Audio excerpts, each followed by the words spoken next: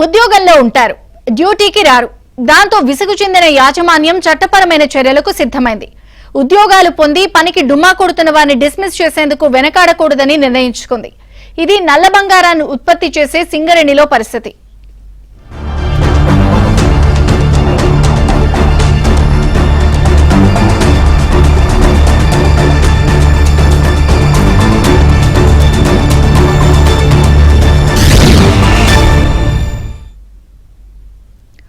కార్మికులు గైర్హాజరు సింగరేణికి తలనొప్పిగా మారుతోంది.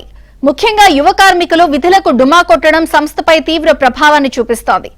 అకారణంగా గైర్హాజరవుతున్న కార్మికులపై యాజమాన్యం సీరియస్ చర్యలకు సిద్ధమవుతోంది. పనిచేయని కార్మికులను డిస్మిస్ చేయాలని నిర్ణయించింది.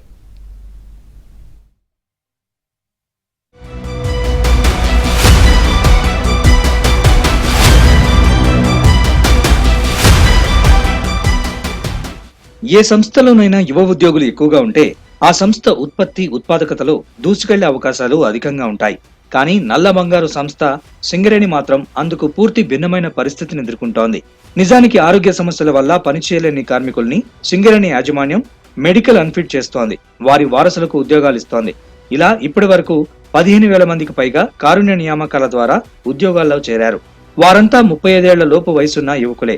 అయితే కారణాలు ఏవైనా కారుణ్య నియామకాల ద్వారా సంస్థలో చేరిన అనేక మంది యువ కార్మికులు విధులకు హాజరు కావడం లేదు. అకారణంగా విధులకు డుమ్మా కొడుతూ డిస్మిస్ పాలవుతున్నారు. వీరి సంఖ్య ప్రతి ఏడాది పెరుగుతుండటంతో ఆందోళన వ్యక్తమవుతోంది. యువ కార్మికులు అనేక ఇబ్బందులతోని అనేక కారణాలతోని ఈ యొక్క గైర్హాజరు కావడం జరుగుతూ ఉన్నది. ప్రధానంగా వారి కుటుంబ పరిస్థితులు, అదే రకంగా వారి ఆరోగ్య పరిస్థితులు, ప్రమాదాలకు గురి అవ్వడం, అండర్గ్రౌండ్లో ప్రమాదాలకు గురి కావడం, ఇట్లాంటి సందర్భాల్లో వారు సరైన సమయం లోపల 100 మస్టర్లు చేయలేనటువంటి పరిస్థితి ఉన్నది. అయితే వీళ్ళందరికీ కూడా సింగరేణి యాజమాన్యం కౌన్సిలింగ్ నిర్వహించిన తర్వాతనే మేము డిస్మిస్ చేస్తామని చెప్తా ఉన్నది. 2024 మేలో కౌన్సిలింగ్ చేసిన తర్వాత కౌన్సిలింగ్ పేరుతోని అసలు మీకు ఏం ప్రాబ్లం ఉన్నదని చెప్పేసి ఎక్కడ కూడా వారి నుండి ఎటువంటి స్టేట్మెంట్ తీసుకోలేదు. కేవలం సంతకాలు మాత్రమే తీసుకున్నది. డ్యూటీలు చేయాలని చెప్పింది. కానీ వారి వ్యక్తిగత పరిస్థితులు ఏంటిది, వారికి ఎందుకు డ్యూటీ చేస్తలేనటువంటివి. అయితే కార్మికులందరూ కౌన్సిలింగ్ చేసిన తర్వాత కార్మికులందరికీ నెలకు 20 నుండి 25 మస్టర్లు చేయాలని చెప్పేసి టార్గెట్ విధించింది.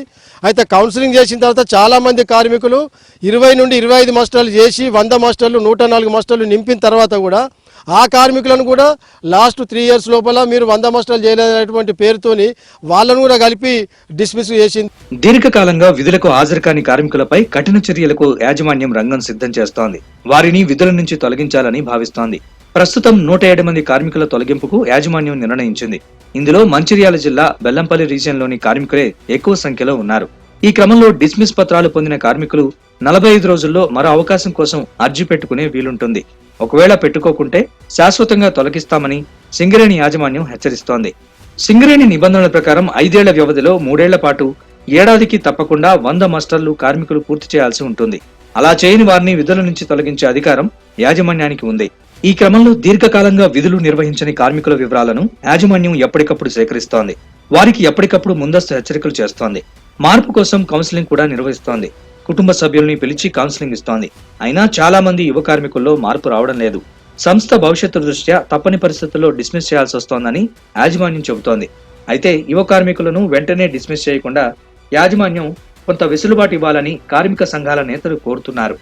అందులో చాలా మంది యువకులు ఈ అధిక శ్రమకు ఓర్వలేక ఆబ్సెంట్లు చేస్తున్నారు.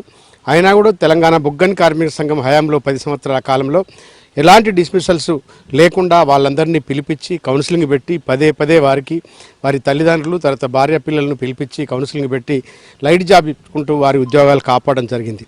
తెలంగాణ బొగ్గని కార్మిక సంఘం రాకముందు 10,000 మందిని ఒక సంవత్సరం 100 మస్టర్లు లేవనే సాకుతోని నిర్దాక్షిణ్యంగా 10,000 మందిని డిస్మిస్ చేసిన చరిత్ర జాతీయ సంఘాలకు ఉంది. కానీ కార్మికుల కౌన్సిలింగ్ ద్వారా వారి యొక్క ప్రవర్తనలో మార్పు తీసుకొచ్చి వారు డ్యూటీలు చేయాలని చెప్పినందుకు చాలామంది డ్యూటీలు చేయడం అనేది మొదలైంది. కానీ ఈ మధ్య చాలామంది ఆబ్సెంట్ అవుతున్నారని చెప్పి మొన్న సింగరేణి యాజమాన్యం 105 మంది కార్మికులను డిస్మిస్ చేయాలని నిర్ణయం తీసుకోవడం నిజంగా చాలా బాధాకరం. ఈ కాంగ్రెస్ పార్టీ అధికారంలోకి వచ్చినాక ఇమ్మీడియట్గా 2 నెలల లోపలనే 50 మందిని డిస్మిస్ చేయడం జరిగింది. వాస్తవానికి ఒకప్పటితో పోలిస్తే భూగర్భ గనులు, ఓసీలు, వివిధ డిపార్ట్మెంట్లలో ప్రమాదాలు జరగకుండా పూర్తి రక్షణ ఏర్పాట్లు ఉన్నాయి. గాలి, నీరు సక్రమంగా వచ్చేలా చేస్తున్నప్పటికీ గైర్హాజరు శాతం రోజురోజుకి పెరిగిపోతోంది. ఎక్కువ శాతం మంది ఉన్నత చదువులు చదివిన వారే.